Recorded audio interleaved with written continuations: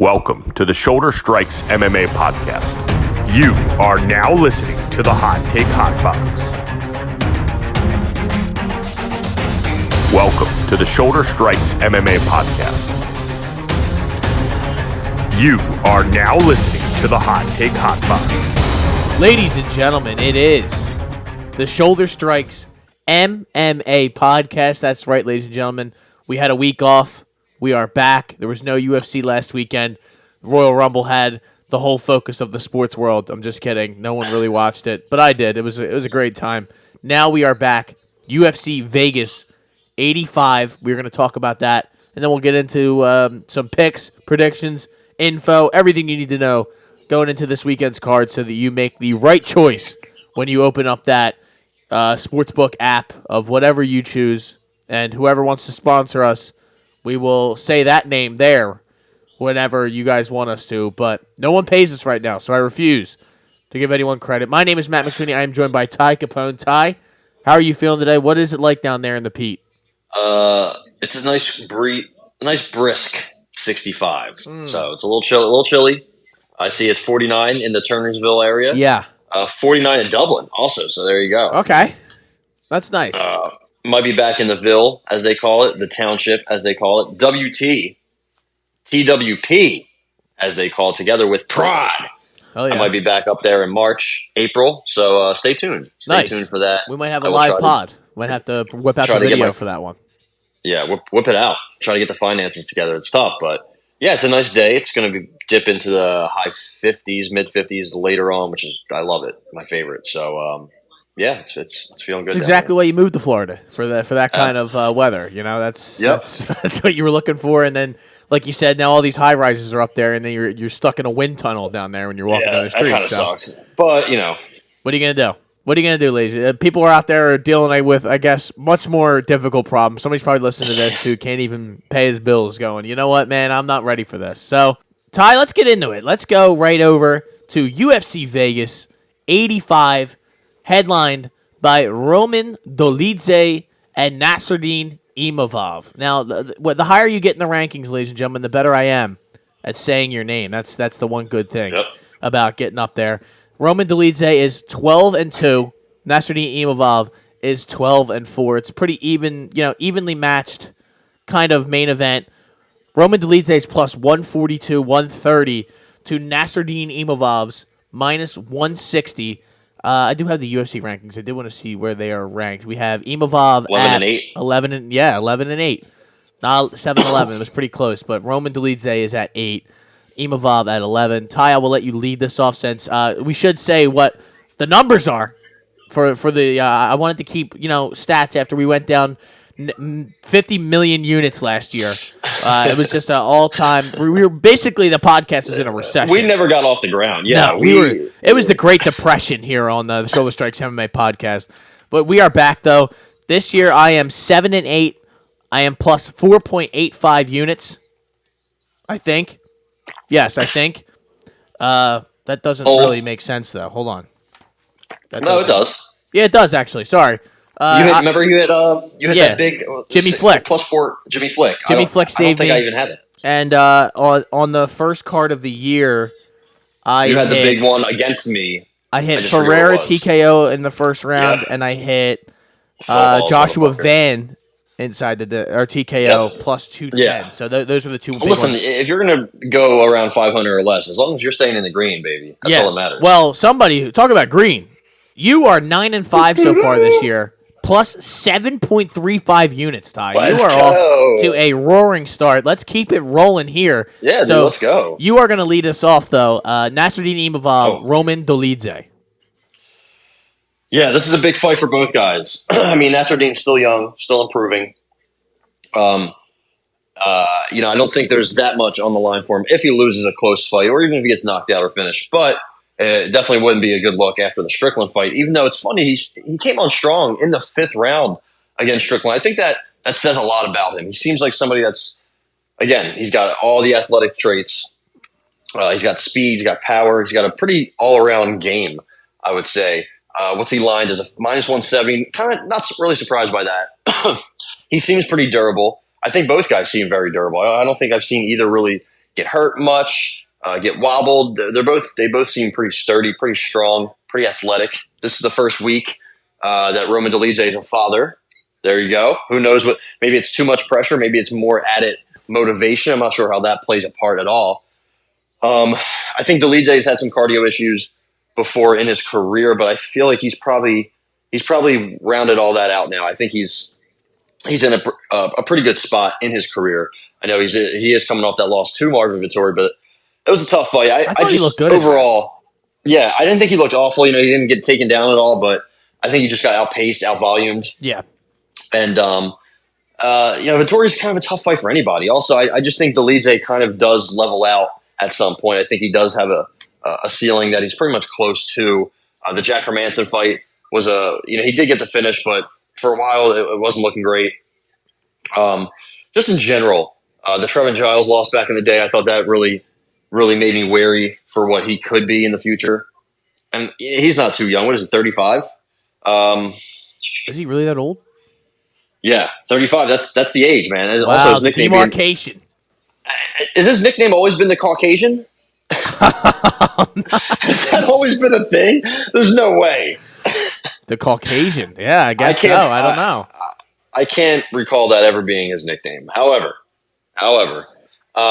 it's not that he loses the nickname battle 1,000,000%. Nassourdine Imavov claiming France, but being the Russian sniper. Yeah, that's fucking deadly, man. Yeah, I think he's very poised, pressures forward a lot, very good kicks, quick hands. He had, I think, cardio concerns earlier in his career, but you like to see this in young fighters. He looks a little gassed out against Phil Hawes, loses a majority decision. That fight with Jordan Williams didn't look great in the third round, so you're like, man, these are two low-level guys. Then he was an underdog against Ian Heinisch. I remember that. And he beat the shit out of him, beat the fuck out of Edmund Shabazi from Crucifix. The Joaquin Buckley fight, you're like, okay, I'm not too sure. He kind of didn't look great in the third round in that fight also. Strickland was just I don't think, looking back on it, he really had a chance to win a decision against Sean Strickland in that fight. And he won in the fifth round. And then the Chris Curtis fight, very unfortunate, but I think he was doing really, really well against Chris Curtis in that fight. So, yeah, I think he's going to keep making improvements. Again, he's still 27. He's younger than both of us, which is crazy to think of. I just think he's very cerebral. He's got a lot of tools in his toolbox. I just like everything he does. Dolidze, I think, is a tough test, but he gets hit a little too much. I think his striking, his ratio is about even. Takedown accuracy is not great. His takedown defense isn't great. I think if this hits the ground, Nassourdine Imavov probably has him covered there. His accuracy on takedowns isn't great, but he goes for some submissions. I think he almost had Chris Curtis in one. I remember he was pretty much outclassing Edmund Shabazian on the ground, and Jordan Williams, two guys who I think were thought to have a grappling advantage over him. So for that, I will go Nassourdine Imavov inside the distance. Wow, that's quite a move there, and I'm going to see what your line is on here. I'm really curious to see how both fighters look in rounds 3 to 5 if it goes that far, because I don't know. Imavov's had a 5-round fight, though, has he not? Strickland, I believe, was, but remember, he didn't really look good in any of those rounds until the 5th. I don't think. I guess was the Vettori one 3 or 5 for Dolidze. I feel like that was a main event. That was a 3. No, that was 3. Okay, that was I believe that was on the Usman Edwards or one of. Because I know I was at somebody's house. I'm never at people's houses for fight nights. Usually, I'm usually at my own crib because nobody cares. That was Edwards Usman 3. That's what I thought. Okay, yeah, because it was one of them cards where I was at an obscure location watching it. Yeah, man, he hasn't really gone. Yeah, he has a couple decisions, but I think Imavov having that 5-round experience, being younger too, 8 years younger, I think that's going to matter. I think they're very similar in length and size, so it's going to be kind of even. I think in the first round. I really am excited to see who gets their game off first. I just think Nassourdine has much more to go with, and I think he's a quick starter, goes forward a lot. Dolidze has to go forward. I think Imavov does pretty well going backwards. So, and again, if this hits the ground, I think Imavov Dolidze has 3 subs. How many does Mr.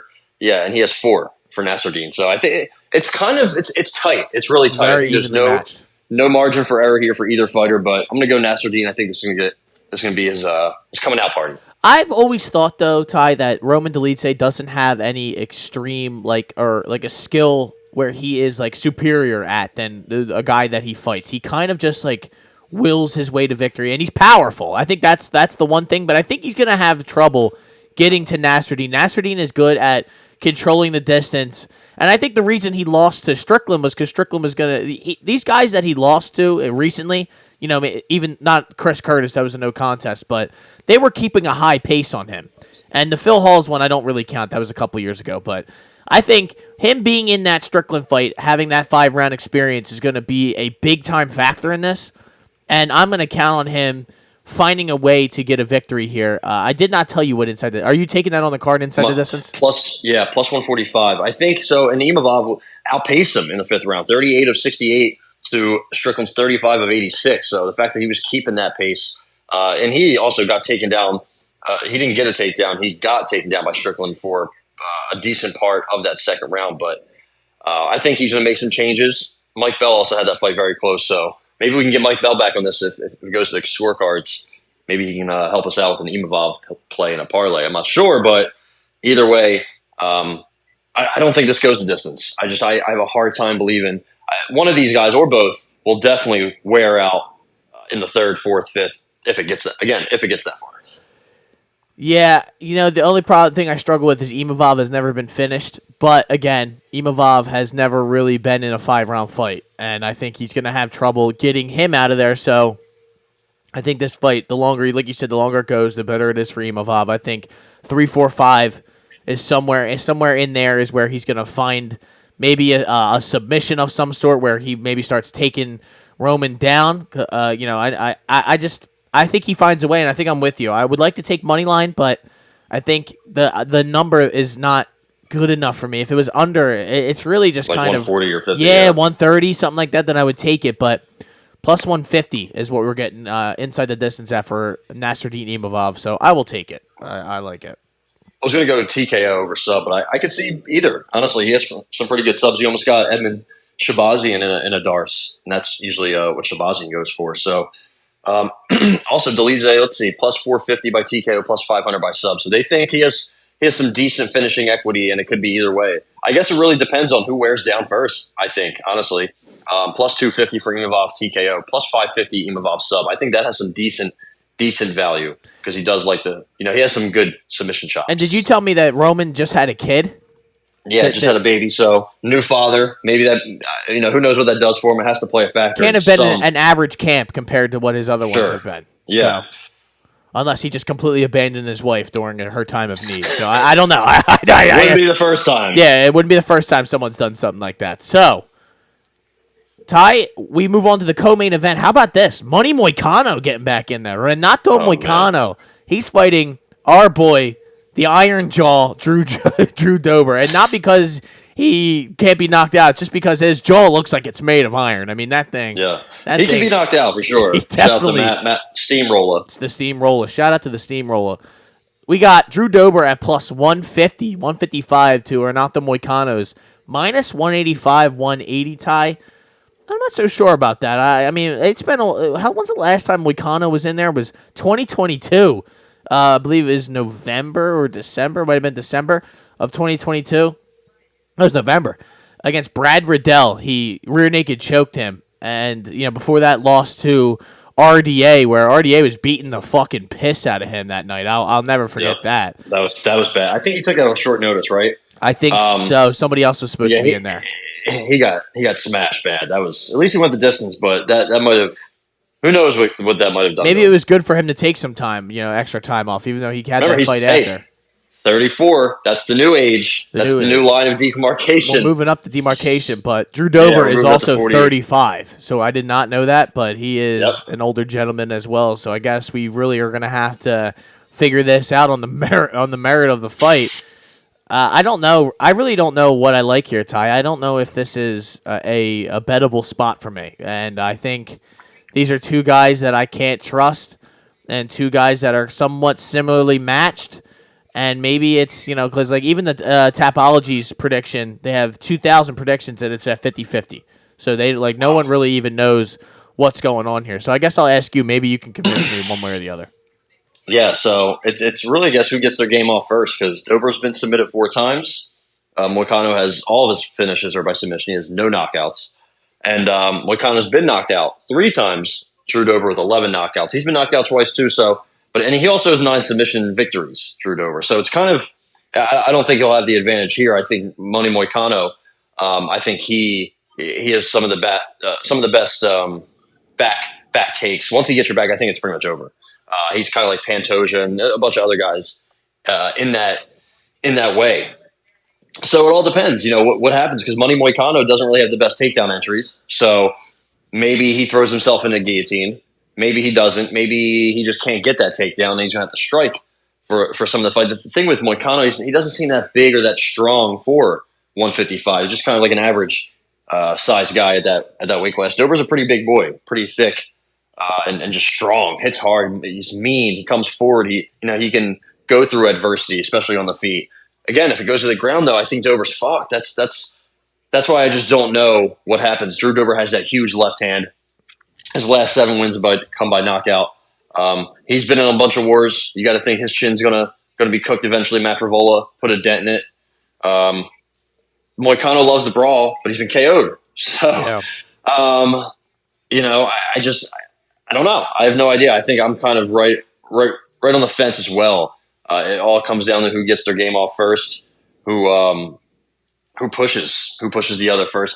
I think it's going to be Dober. I think that's who. If I had to pick somebody, it would be Drew Dober.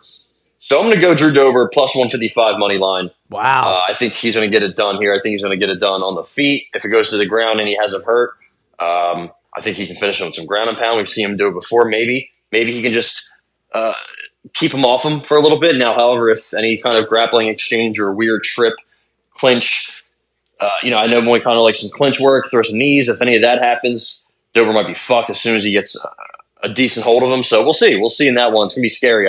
It's always tough when it's striker versus grappler. But in this sense, the grappler is not the best wrestler and also likes to strike very wildly. So give me Drew Dober. Left hand's going to set it up. So you got Dober money line plus 160.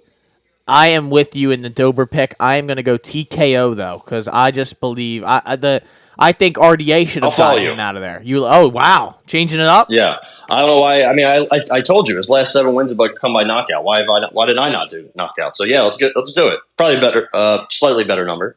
Oh yeah, you're definitely getting a better number. I think we got Dober TKO. Let me try and find it. Just had it. Dober TKO is plus 235. So I think you're getting a much better number there. Let's do it. And I almost wrote the wrong number, but I just think I don't like the way Moicano fights. I'm with you. He's not just strictly a jiu-jitsu guy who just goes he tries the brawl. And already, I'm telling you, that beating though, it changed my mind on him for life. Basically, is that he took a beating after beating after beating, and before he beat Jai Herbert, Damir Hadzovic, and Alexander the Great before Brad Riddell, and he lost to Korean Zombie, Jose Aldo, and Fiziev, and they all knocked him out. So also, Jai Herbert hit him with a nice a couple shots in that fight. He didn't do much, but he hit with a couple decent shots. Same with Alexander Hernandez. And obviously, RDA knocked him down. RDA knocked guys down. I mean, at least it used to happen, but even not that much. So getting knocked down by RDA and then getting just dogged by him in 2022 is probably not the best look. I'm with you on that one, man. Yep. So we're both Dober TKO plus 235. How about Randy the Rude Boy Brown getting in there against Muslim Salikov? This is always when he gets in there, you're just like, I have no idea what to fucking expect. Salikov, though, plus 230, which is, I think this is an appropriate line because I was going to pick Randy Brown. If Randy Brown was under minus 200, I was going to take him because I think there's no doubt in my mind he finds a way to win this fight. I just, at that line, though, Ty, I struggle to be confident in betting something on his favor. He's got 6 wins by TKO, 6 wins by decision, 5 wins by submission. So you just really don't know how he's going to win this fight. Muslim is, approaching 40 years old, the king of Kung Fu. He did not look good in that Dalby fight, but Nicholas Dalby has been, it seems like, back on the juice. Beating the shit out of everybody. So, he knocked out Filaho, but who hasn't? And he got cooked by the Leech. So, Other than that, he really hasn't fought anyone that I kind of get excited about, and I just don't know here, Ty. It seems like an unbettable spot. Yeah, I think it's probably dog or pass. I don't think there's Yeah. really anything. If you feel good about Salikov, even in his old age, sure. I think he does some things well, but also he does a lot of spinny shit. He's slowing. He's slowly starting to slow down. Slowly slowing down. It took a while for Father Time, but Father Time is undefeated, 39. He really relies on his movement and speed with the kicks, and I just think that's probably gone, especially compared to Randy Brown. He's 33, so he's still in his athletic prime. The thing about Randy Brown is you never get what you think you can get, or you just don't get enough sometimes. And I think when the fight was originally booked, he got sick. So maybe that plays a part. Probably not. I just think he's got that long kickboxing style. He's got the good front kicks, good jabs. The volume. The problem with me, man, the volume is just up and down. You never know. He'll go for it and then he'll just do nothing. He'll kind of just play on the outside. He'll just follow. He won't cut off the ring. Sometimes he's a good grappler. Sometimes he's a bad grappler. Sometimes his decisions are questionable. He's a questionable decision maker. His fight IQ isn't that great. Sometimes he just doesn't go for it. He's a little bit chinny also. Remember Jack Della, that ended quickly. Yeah. And he fights on very thin margins. So there's a lot to really not trust about Randy Brown. I don't have a pick here at all. I do think he should get it done, even if he's not on his A game. If he's on his A game, I think he should get a finish. I think Muslim Salikov is ready to be finished. I think he's at the very, very end of his career. Randy Brown needs a finish. I mean, he needs to do something big just so he can, stay around, maybe get another big fight or a ranked fight or something. But yeah, I think he takes care of business here. He's taller, he's longer, and I think he's just better all around. Maybe if you want, he definitely has to watch. Sometimes Salikov can time a takedown, but grappling wise, I think Randy Brown's probably better all around. I mean, he's been subbed, but he can get some subs himself. So yeah, he should comfortably win this, but no bet. All right, I'm gonna go Randy Brown decision plus 125. That seems safe. I just feel good about that, and I don't know. I just when I don't trust a guy, but I think he's gonna win, seems like the safe bet. And I look at a lot of these last fights that he's been in, Randy Brown, that is. A decision against Wellington Turman, a decision against Francisco Trinaldo, decision against Chaos Williams, decision Remember against who we went to a Jared decision Goody. with before? Mickey Gall. Couldn't even finish Mickey Gall. That's what I'm saying. So, I love it. I love that. I feel good about that. And Muslim Salikov, like you said, he relies on movement. I do see a way, though, that he just gets caught and knocked out because Muslim Salikov, like you said, is on his way out, waiting to get finished. But I don't think it's going to be here. Randy Brown, not trustworthy. So, Viviane Araujo getting in there against Natalia Silva. Viviane coming off of a win against Jennifer Maia. That was a pretty big win for her. Underdog, too, I think. Yeah, I believe so. She is a underdog to Natalia Silva, who is a minus 355 favorite. That's a big-time favorite here. Laying a lot of juice here for Natalia, but maybe it's justified, maybe it's not. She's coming off of... she's on a hell of a run. She has not lost in the UFC so far. 4-0. Andrea Lee, Victoria Leonardo, the Ninja Turtle, Teresa Bleda, and Jasmine Jasudavicius, who just looked like, prime Daniel Cormier a couple Saturdays ago. So you never know. I don't know if this is, maybe Natalia Silva inside the distance is a bettable thing. Viviane Araujo has been knocked out only once, lost 4 decisions. But Ty, I don't know, man. Women's fights are tough to bet inside the distance. Yeah, and I think she's got 12 finishes of her on her record. So this girl's a little bit different than the usual, The two fighters that Natalia Silva has finished in the UFC were Victoria Leonardo and Teresa Bleda, just bums. Teresa Bleda, that one also came in the third round too. So Jasmine, and I think the other one was Andrea Lee. Yeah, was that her last fight? Unanimous. It was pretty tough. So the thing is, I just think Vivi is she's also starting to slow down. She had a good close fight with Grasso, but since then, she's getting older. She's what, 36? 37. She might be older than that. 37. I think she turns 38 soon. Is that accurate? No, she just turned 37. Yeah. So, not a good place to be, right? Natalia Silva's 26, and Natalia Silva, even though she's young, she's I think on one hand, I want to say that this is a chance for Vivi to give her a vet lesson, but Natalia Silva's, she's paid her dues on the regional scene. So I think she just has her covered everywhere in this fight. I think she's just better everywhere. She has good taekwondo. She has the good lead left leg, lands that everywhere, up top, low to the body. Good takedown defense. I remember when she had a nice sweep against Teresa Bleda, who was, pretty much a judo or grappler. She's super strong for the weight class. She's super fast. She has the looks. She's pretty much everything that you want in a young woman's fighter. She's nasty, man. She's really good. I know you are also a big fan. We love her on this podcast. We do like Vivi, but her striking defense is just not great. Yeah. She's just getting old, man. She's slowing down. Like everything is just wearing down. The Hebos fight, I remember I had her against Hebos, and she just couldn't get it done in any facet of the game against her. And Amanda Hebos is solid, but she got taken down twice. She got outstruck, almost doubled up on strikes. She almost got doubled up on strikes against Jennifer Maia. She was just able to win that with landing a couple better shots and get some takedowns. And even her fight with Andrea Lee was very close. She got dropped by Andrea Lee and even taken down once. So I don't know what to play here just because it's kind of tough. I want to take Silva inside a distance. I really do, but I don't know.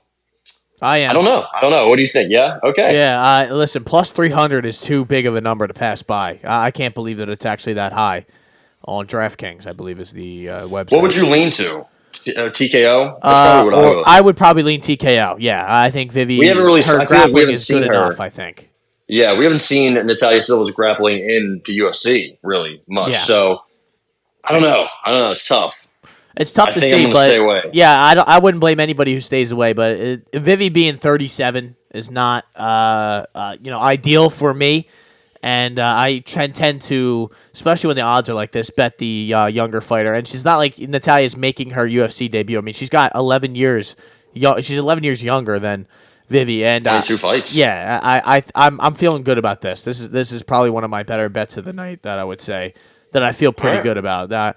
I mean, even listen, anything can happen. You don't know if she's actually going to be able to get her out of there, but I think she's going to put a pretty good beating on Vivi, and at the very least, it'd be a unanimous decision. Probably win 26-30, something like that. Yeah, I think she's better than her in all facets. I really do. So, how about this? What a banger this is.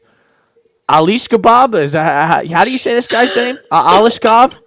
Alish Kebab. Aliyah Kasab. Aliyah Kasab. Kizriev. All right, Mahmoud Muradov. Alish Kebab. Alish Kebab. Hey, it's close enough. Alish Kebab. There you go. Mahmoud Muradov. All right, we're in there. This is the last fight I think on the main card that we're going to talk about. Pretty close odds though, minus 145 for Kizriev. Muradov is a plus 122, 135. Mr. Kebab is making his UFC debut, right? No, he fought Dennis Tululin. Oh, right. How could I forget that? That was what, 2 years ago? Oh my God, that was a long. I was fucking around, but that's actually it was a while ago. Wow, look at all the fights he was. He was in the UFC in 2021. Wellington Turman, Kyle Daugus, your cousin DeCherico, and Abus Magomedov. He all had scheduled fights with them, and they all got canceled. Yeah. Then he fights Tululin and just probably murders him, rear naked choke. He was getting pieced up a little bit on the feet, that's not good. Red flag. He was running away from him at one point. This guy might stink, is what you're saying. I mean, both guys are kind of tough to get a grip at least Muradov has fought recently. Yeah. Also, shout out to Mahmoud Muradov. He used to be a porn star. I don't know if you were aware of that. I'm not familiar with his work. The first money team MMA fighter. So he has 2 million Instagram followers. So you better Google him and look up what he does, or what he used to do, I guess that is. This one's kind of worrying just because Kizriev has good wrestling. Outside of that, I think that's all he really has. I think he's a little bit taller than he's listed at, but I think he's small for the weight class. We've seen him before with have differing physiques, if you will. I feel like he would probably be best at 170, but he goes for wrestlings. He goes for takedowns. He uses his chain wrestling very well.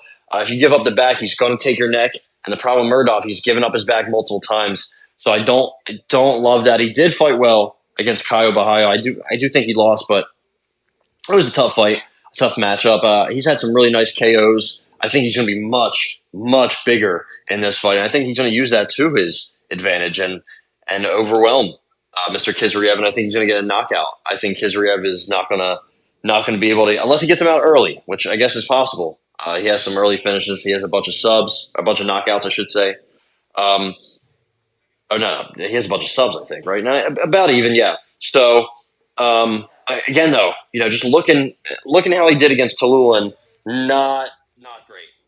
He was getting pieced up a little bit, and even against Barberena, a lot of people were shitting on Muradov for not finishing him, but man, he got like 13 takedowns, knocked him down twice or a couple times. The GM3 fight, I don't know what happened. I have no idea. It was just a weird performance. But we've seen it before. He smoked Trevor Smith, smoked Andrew Sanchez, some good wrestlers that he's gone up against. So I'm going to go Mahmoud Muradov inside the disc. I'm going to go Mahmoud Muradov TKO. Wow. You feel good about that? You feeling really confident? I'm just going to go Muradov money line. All right. How about that? How about I just play it safe? I wanted to stay away from this, but the money's coming in on Muradov. It was like plus 200-ish. yeah, I have a thing here that was telling me all the money that came in. Moicano got juiced a lot, I believe, from what I saw. Moicano want money. Moicano got juiced. Quinones got juiced as well. Wow. Moscom got juiced a big time, Bizarre. 32%. Yeah, which I'm not a big fan. Jamal Pogues on this fight. He also did, Yeah. and Lee were all the numbers that Yuck. were big time line movers. So I think I'm going to go with you. Muradov Muradov money line plus 135. Sorry. Let's do it. I just think that. I don't trust I Khizriev. just looked up this guy, and I was watching some of the highlights of the Tallulin fight, and I remember thinking, "Wow, this guy stinks." And then he won, but I think Dennis Tallulin stinks. So let's I don't. You don't say. Yeah, I'm not a big fan of his. So we actually have one more fight, Ty, on the main card. How about this? Oh, Gilbert, your boy. Gilbert Urbina, former Ultimate Fighter competitor, I should say, not contender. He was really never really up for it there. But how about it, man? The return of RGV bad boy. The return of Chuck Buffalo, Charles Radke. Hopefully, nobody comes and storms the cage and has anything to say to his face down there, or he'll drop some more homophobic slurs if you make him.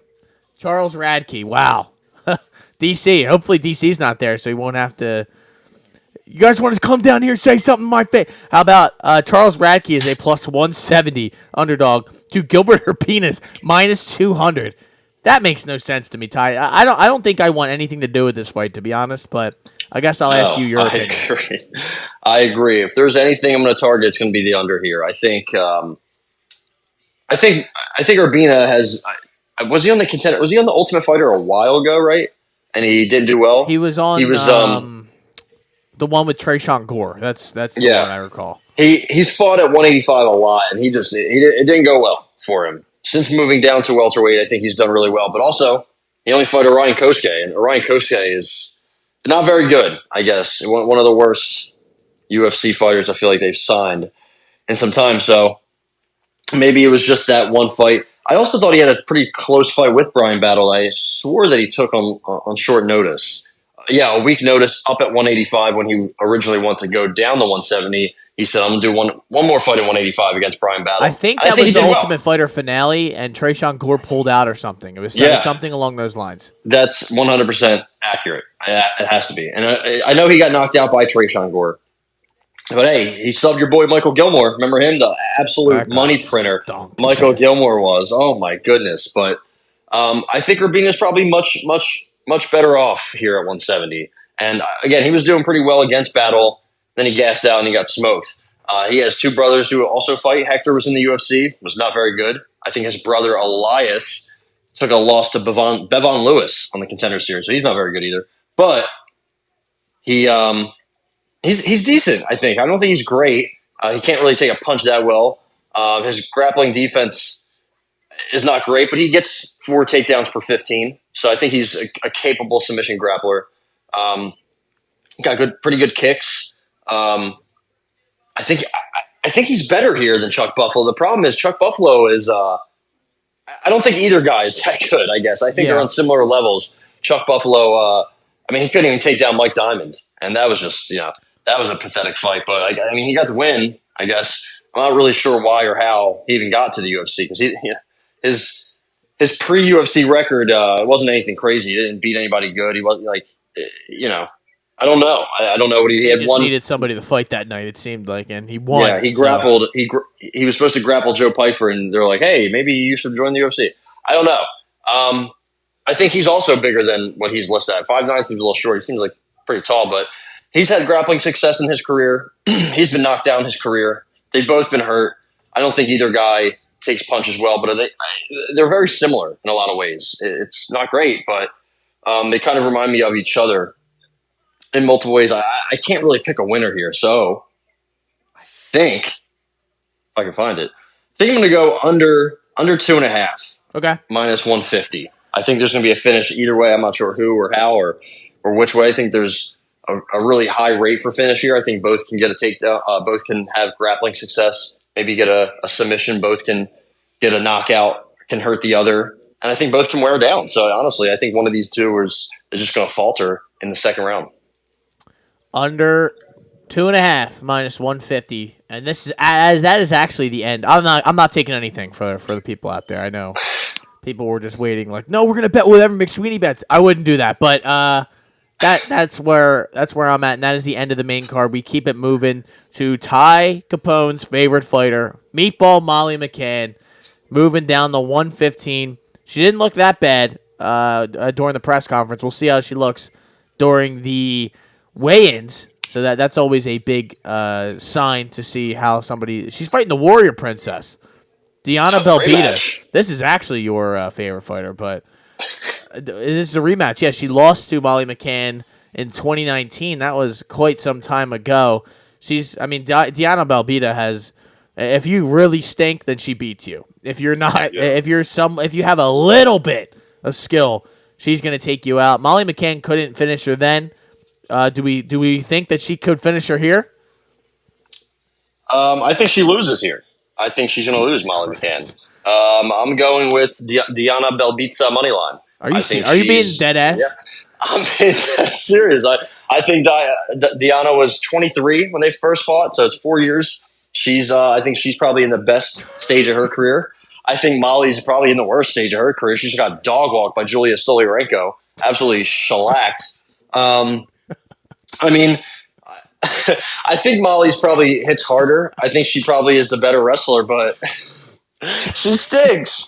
She doesn't do anything. She loses decisions. She's getting old. She's cooked. Her little window of fame is gone, and now she's going to start losing every fight because she stinks. She truly stinks. She had the little adrenaline rush win streak. Now she's done. She's strictly a boxer who can have a little bit of grappling wrestling success over lower level girls. I know she had a couple takedowns and mount against Belbita the first fight, but Belbita did a good job of getting up. Again, she's come a long way since that first fight. She's only let's look. 1, 2, 3. She's 2-3 since they first fought.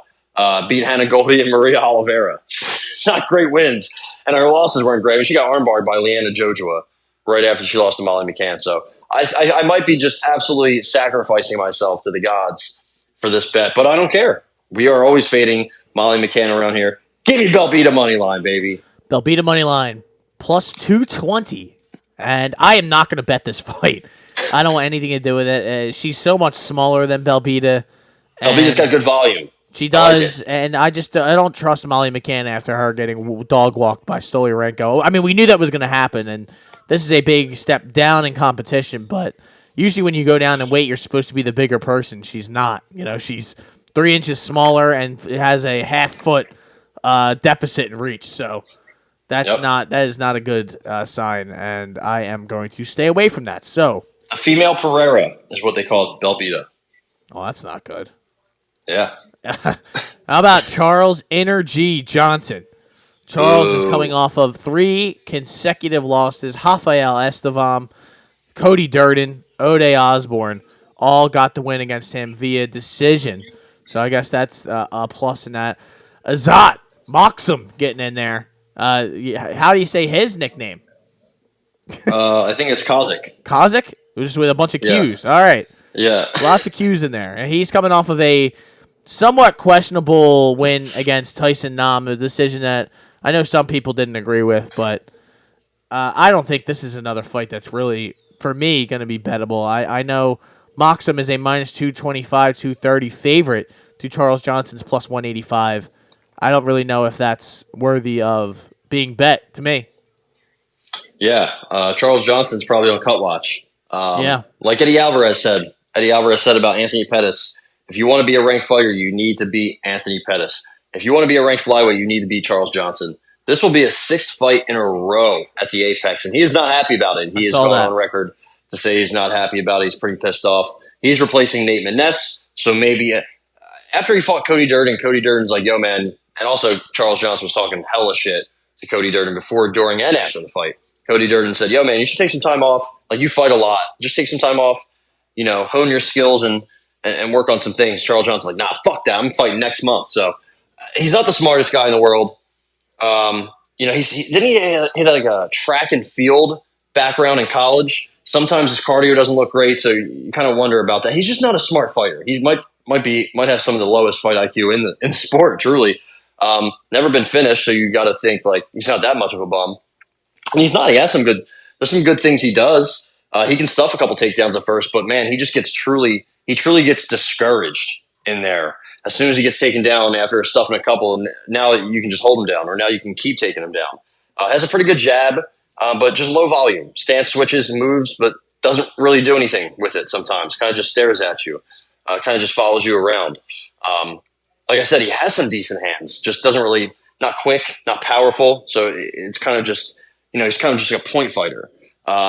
Doesn't take much time off in between fights, so I don't know if he's really getting better. He might be even getting worse. And it seems like he lets his opponents dictate the fight. He doesn't really take control of the fight at all. He's a decent guy. He has decent potential in theory, but mentally he is just not there. And I think this Moxham kid's pretty good. I think that fight was close, questionable. But he's got quick hands, pretty good boxing, a little low volume also. But it was his debut against Tyson Nam. I think he has some strong grappling. I remember seeing a video of him slam. Was it Nam that he slammed, or slammed somebody on the regional scene? So I think if he just fights his game, I don't see how he doesn't take this fight over and outpoint Charles Johnson. So yeah, I got Moxham by decision. I'm gonna go Moxham decision as well. You putting it on the card? Yeah. There you go. I like it. I like how you pondered that for a little bit. Moxham. I did. I was like thinking about it, but I think Charles Johnson's cooked mentally, physically, emotionally. Plus 110, so that's not bad. I think it's a pretty good number, and that's what I would even take it minus money. Yeah, like when you look at it and you think, I don't really like anything here, and I don't know how he's going to win this fight, and it's going to be a close one, but a guy's minus 225 and they're giving you plus money on decision. I think that's the right move, and I think we're making a good decision here. So we keep it moving to Themba Gorimbo. Dwayne "The Rock" Johnson gave that guy a house. If you remember back not all that long ago, he's fighting our boy Pete Rodriguez. Dead Game is now his nickname. I didn't know. We come on. You didn't know that? I didn't know that. He is coming off of 2022. He decimated Mike Jackson. Now I do. He'll always be a legend for that. And he fought Jack Della and gave him the best 2 minutes of his life. Sounds like he tried. Yeah, I know. So. He tried his best. He tried his best. It didn't work out, and now he's fighting Themba Gorimbo, who the answer, not to be confused with Allen Iverson. With the question either, yeah, not the question. He beat what? Takashi Sato. Okay, lost to AJ Fletcher. Did not beat Takashi 6'9". He would, but Ty, is there really anything to bet here? I kind of like P-Rod here in this spot.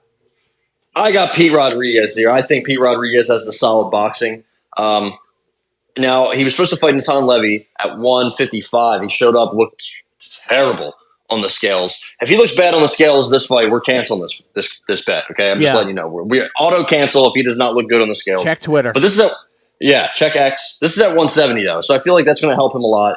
He hasn't fought in a while. That fight was scheduled for, almost a year ago. So I feel like he's had enough time. He's training at MMA Lab. He has some really solid boxing. It's not anything like game-breaking because I think he is very hittable.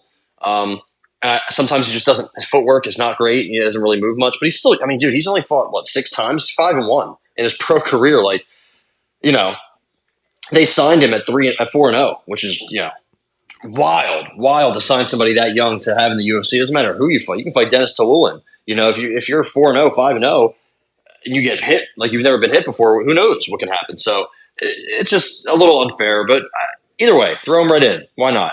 Themba Gorimbo is a low-level opponent for him. I think Gorimbo probably wants to take this to the ground. Like, he comes forward in a pressure style. He has that grappling, but he's not very good. His fight IQ is also not very good. Against AJ Fletcher, he had a 10-inch reach advantage, and he couldn't even outstrike him. And he ended up getting caught up. I think it was in a guillotine, a power guillotine. I think he got clubbed and subbed early in the second. He was tired in the beginning of the second round too. So I'm not sure really. I guess it should be easy. Not easy. I don't know what Pete Rod, his ground game is like. I'm assuming it's not very great. But then again, I'm under that assumption as well.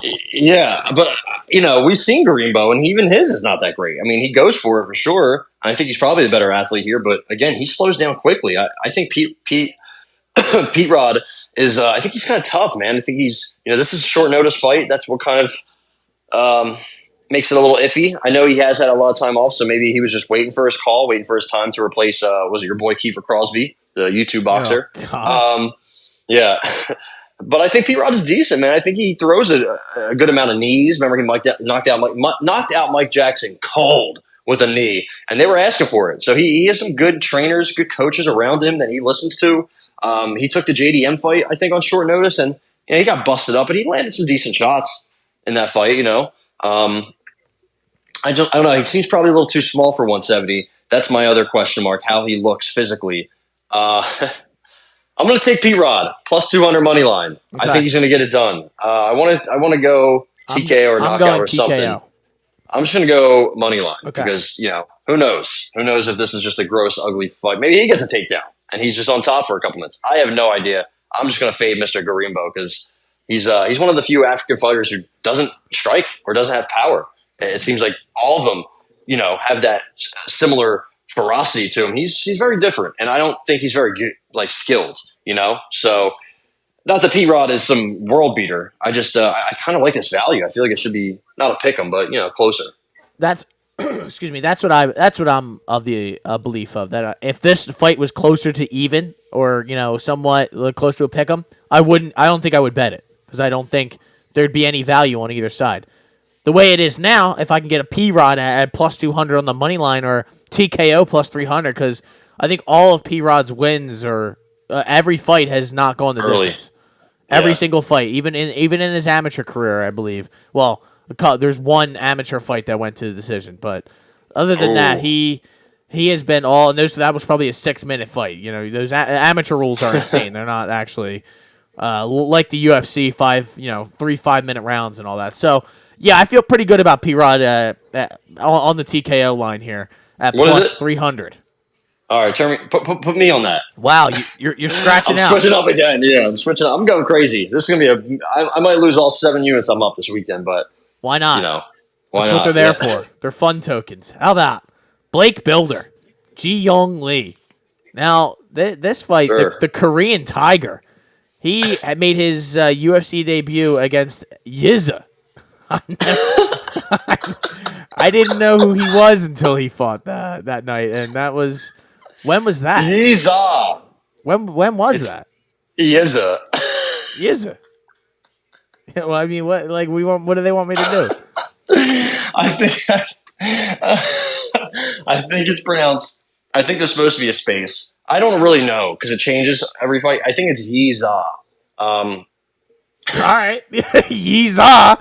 He took a fucking big old L via split decision to Ji-Young Lee. Now, Ji-Young Lee has a somewhat of a checkered, lead up to this. I don't exactly know. We're not exactly sure what kind of fighter he is. At the very least, Blake Builder has, fought some people that we've heard of before and has multiple UFC fights. So he has that going for him. But that doesn't make you necessarily bettable. He's only plus 125 here, Ty.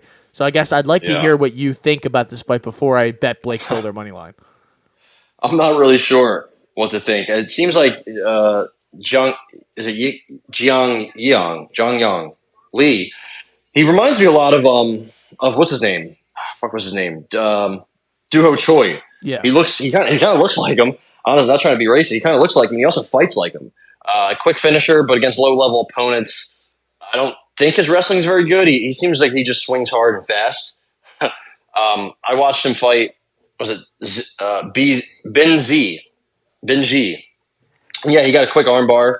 I saw him knock out that dude, Hey Jin Park. That was I'm not bad at this shit. Like, you're just saying all these fucking Asian names. I don't fucking know any of these guys. I don't want anything to do with when he fought Hey Jin Park, who was 7-0 at the time, it was like this heated rivalry. Both gyms hated each other. The crowd was going crazy. I just watched it the other day, and he knocked him out in 10 seconds. So he can hit hard for sure, but I mean, I don't think he's very good in that fight against Yiza. He almost lost. He got taken down multiple times. Yep. He didn't really get his striking off, and that was a fight between two guys who probably aren't UFC level. El Animal, Blake Builder, 33 years old. I think it's probably now or never. Fight at all, dude. Like it didn't happen at all. Think. Yeah, like I don't think it happened. I remember Anshul Jubilee fighting Sergey, but I don't remember this fight happening at all. Like, yeah, it kind of didn't. It kind of did. It was. I think it was right after Japanese Connor dispatched of Mr. Kazama, and right before Jubilee. So yeah, I mean, it's a very forgettable card, if you will. But yeah, I mean, the road to the UFC guys, I'm not big on any of them. I don't think Blake Builder is great at all, but he has a Brazilian Jiu-Jitsu black belt. He's been hurt multiple times, but I feel like he's pretty tough. You know, he's not very. I can see where he gets knocked out by Lee because Lee hits hard, but I think Builder can stay on the outside. I'm honestly probably strike with him as long as he doesn't try to brawl. And wrestling wise, I feel like he should just be able to dominate him grappling wise. Maybe get a submission. The Kyle Nelson fight was pretty tough, but Kyle Nelson's a big dude for the weight class. Also a vet. You know, at least he beat Shane Young and the dude on the Contender Series, who I think stinks, Alex Morgan, but he finished him. So. Yeah, again, only one takedown in those fights, but he does have a sub. I think he should have a wrestling advantage here over Mr. Lee. Not sure what to do or what to bet. His takedown accuracy, Blake Builder, 10%, so not great, but I'm going to pass on this one. Surprisingly, I don't have a bet. Yeah, I'm with you. I'm going to stay the fuck away from this. I'll probably bet Blake Builder in my private life and be pissed at myself when he gets armbarred in 30 seconds. But yeah, speaking of armbars, Julia Stoliarenko's getting what a segue, dude! What a segue! Yo, they fucking lobbed that. Yeah, dude, that was Lob City right there. They just handed that shit right to me after she armbarred Molly McCann, who's higher up on the card than her. She's fighting Luana Carolina. Her nickname is Dread. I don't know if they could have thought of something better than that. I don't know. It's not. That's got nothing to do with me. I dread watching her fight. Yeah, I literally want to. I leave the room when she fights. But Stoliarenko is minus 138 to Luana Carolina's plus 120.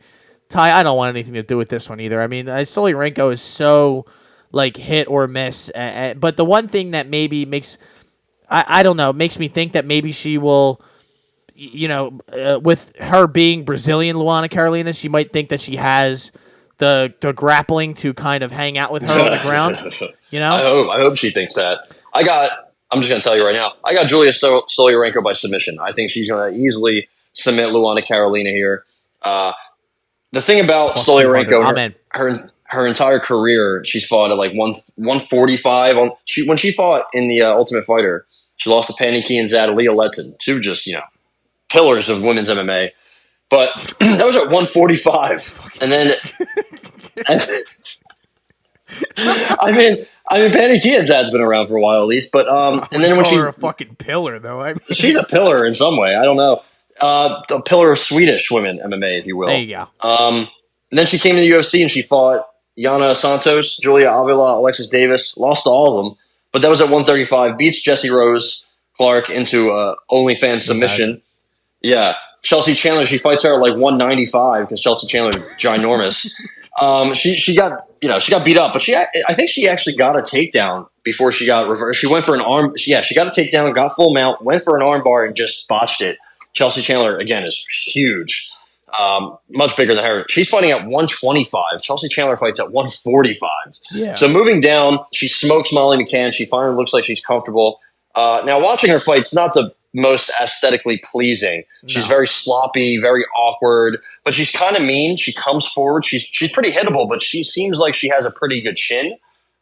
I mean, if she gets hit enough, maybe not. But Luana Carolina is not some power puncher. You know, I think Luana Carolina is also awkward and sloppy, but she is long. She does use some of that kickboxing, Muay Thai striking, but she has no grappling defense at all. Luana Carolina. I mean, also she's been viciously submitted before. Remember, Ariane Lipsky ripped her knee apart. That was wild. So very different fight here with Stoliarenko, and I see some people saying, well, last fight she stuffed all those takedowns and she was able to win, but that Ivana Petrovic chick was not. I mean, she was a fraud, complete fraud. No, she needs some time in Europe to hone her game. When she beat that Botello chick, she probably should have lost to Poliana Botello, and she missed weight. I think she is not good at all, Luana Carolina. I think she takes an L here. That's all I'll say. I got Julia Stoliarenko sub. I am with you. I got Julia Stoliarenko sub. I will say, while we're here, I do think this fight gets canceled. I think someone's missing weight here. I do think Stoliarenko. I think Carolina misses weight. And this fight, I always have to make one prediction of a fight that gets canceled. This is the one that I'm going to guess gets canceled. So there you go. Yeah. How about McCann knocked out Carolina? Yes, so she we're did. Gonna do MMA math. That was the spinning fucking decimation. That was the elbow, one. Yeah. What you talked about the hype train? That's when it started, and then it was quickly halted. Fraudulent knockout. Yeah. How about Markel Medeiros? I mean, who the hell is this guy? He fought one time, I believe, in the UFC. Yeah, he fought Isakov. On the Contender Series. Oh, yeah. How could I forget that? No, actually, I do remember him eliminating that guy. It was on the same it was the two knees. It started off the card with back-to-back knee knockouts where the guys just died. Yep. And then, Ramon Taveras was on that card, Connor Matthews. Oh, okay. All right. Yeah. That was a good night of fights. It's tough to remember all these. The dude with the afro got absolutely deleted off this earth. Mr. Davi Bittencourt, if you remember correctly. Yes, I do. How about Landon Quinones, the guy who he's fighting? He was on the Contender Series, not Contender Series. The Ultimate Fighter was on Connor's team. Got triangle choked by Jason Knight. Jason Knight was like, "What the fuck you go to? Why fuck you go to the ground with me, boy?" And he was not happy about that. But yeah, I'm not sure why he went there either. No, I agree. Then he went to the UFC and got a decision loss to Nasrat Haqparast. Now he's fighting a Markel Medeiros. Let's see what the odds are here. I'd be curious to see. Plus 110 for Landon Quinones. Markel Medeiros is minus 130. I don't know if I really like betting this just because I don't know enough about Mr. Medeiros or honestly Landon Quinones to really have a good feel of this. I lean Quinones because I liked his game. He's just a moron, though, so I don't know if I can really bet that. Yeah, he had a pretty good showing against Nasrat Haqparast, but also he started to kind of get beat up in the second half of that fight. But in the Jason Knight fight, I don't know what happened there. But Quinones has some pretty good southpaw boxing. He is there to be hit, and I think that fight against Nasrat was on short notice. He seems apparently to be very dedicated, watch a lot of tape. He grinds in the gym, so at least there's that. There's just not much to know about either of these guys' games. We haven't seen enough, so you kind of I'm trying to go off whatever I can. Medeiros, I like his Muay Thai. He trains at Factory X. He seems like a hybrid between Chris Gutierrez, and Jonathan Martinez. The way he fights, very fast hands, a lot of stance switching, a lot of feinting, a lot of moving, and just just always something, constant movement, no matter what. Lab over there, man. I mean, they all look the same. They all look the same. They fight the same. They're very dangerous. I think some of them kind of have a ceiling, for sure. But I think Medeiros has pretty legit power. He goes to the body pretty well. He goes to the calf very well. I noticed against Isakov. A little sloppy, but he's had some grappling success. And pretty decent on the ground. Seems to be very tough. He has good cardio. Again, he seems very hittable. He likes to keep his hands down. Again, something that Gutierrez and Martinez also kind of do sometimes. You go for those kicks, but he seems tough. He seems very, very tough no matter how the fight goes. I've seen some of his regional scene footage. So This is close. This is going to be a very good fight. Honestly, a sneaky banger here.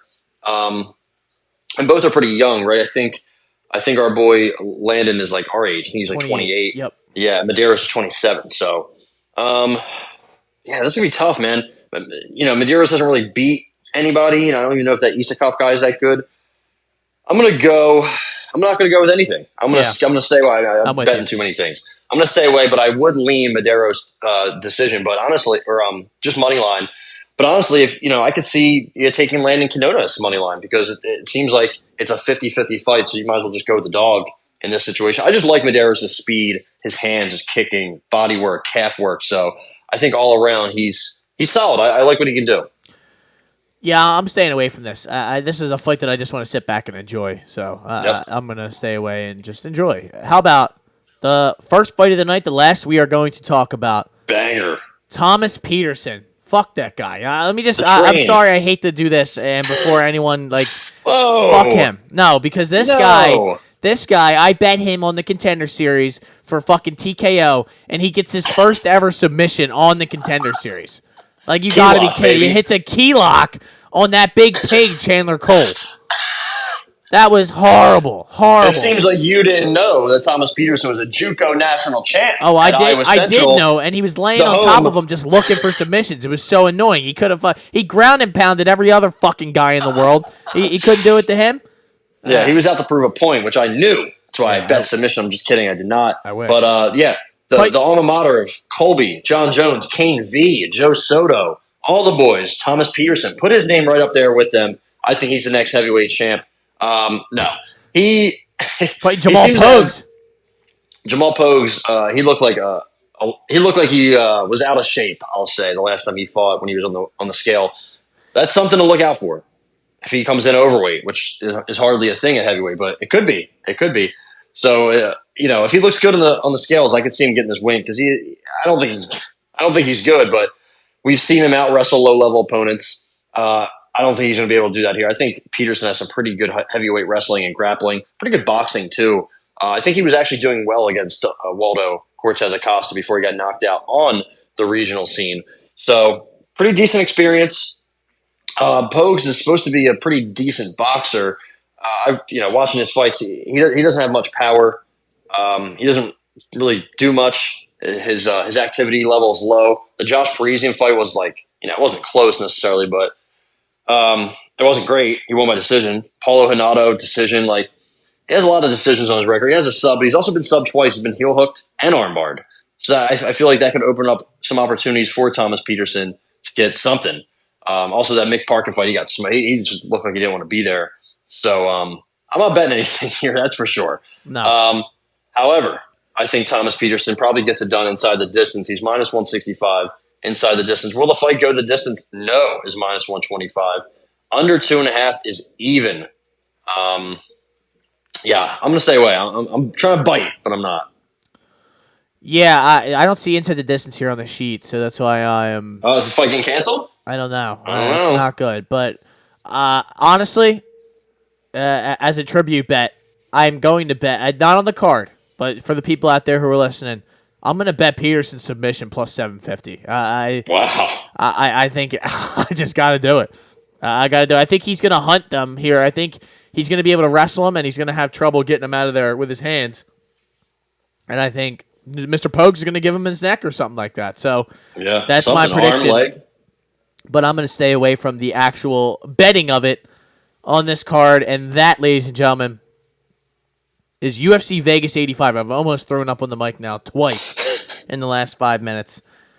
We have 1, 2, 3, 4, 5, 6, 7, 8. 8 picks each, I believe, is what we wound up going with. And that is it, ladies and gentlemen. Do we have any boxing that we must discuss before we get out of here?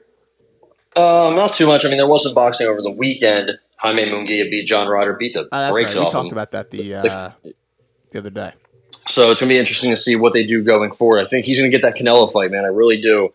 I think winning that fight the way he did, he's got Freddie Roach training him now. After Munguia's old trainer was, I think, Eric Morales, decided to run for mayor in Tijuana. So there you go. Yeah, interesting. Oscar, I don't know if you saw, he jumped out of his seat, ran into the ring like a little kid when Jaime Munguia won. So who knows? Bernard Hopkins and everybody, all the old head boxers are trying to be like, all right, this is the fight we're making. It's like, bro, you guys are not the matchmakers. Some of you are promoters. Let's calm down. Between Mayweather and Bernard Hopkins, just too much. But the real guy, the boogeyman of that division, David Morrell, nobody wants him. Everybody's saying that nobody wants a piece of David Morrell, which I get. Same kind with Benavidez. But coming up, we don't really have much this weekend. I think we have Ashton Sylvie. He's pretty good, and he's only 20, and he's like 10-0. He's the Jake Paul Promotions boxer that they signed. He's fighting tonight or tomorrow. He's fighting tomorrow, and Joshua Buatsi is fighting the Saturday at a light heavyweight bout. He's pretty good at light heavyweight. He's not fighting anybody big. And then Connor Ben, your boy, he's finally – unless there's another positive test that comes up between now and Saturday, which could happen, he will be fighting Peter Dobson, not to be confused with AJ Dobson. Yeah. In Cosmopolitan, Las Vegas. So he's actually fighting in the U.S. It's just nobody really knows where. So hopefully somebody's there to watch it. Hopefully the people paid for those tickets to get there. And there's going to be a great weekend of fights. We're back. We're back, Todd. We got some Teofimo fights. next Thursday. How about that? We'll have to talk about that on the recap episode next week that we will have more than likely coming out Monday to talk about everything that happened this past weekend in the world of combat sports. My name is Matt McSweeney. I'm Ty Capone. And as always, keep your hands up. Stay out of those DMs unless they have more following than followers.